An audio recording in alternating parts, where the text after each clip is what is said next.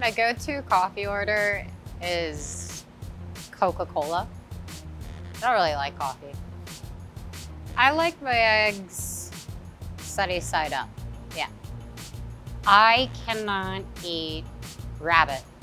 It freaks me out, it makes me feel like I'm doing something wrong. If it's a random Tuesday night, I'm definitely eating something my Nana made probably the night before.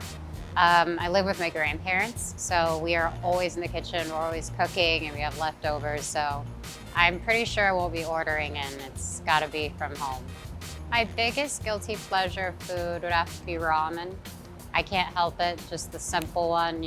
It's good to go when you're in a rush, but I love it, yeah.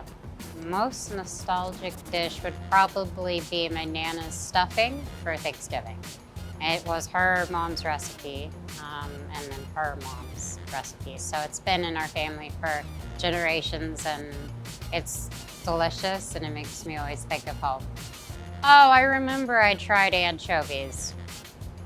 Never doing that again. My favorite pizza topping, it's either a tie between mushroom or jalapenos.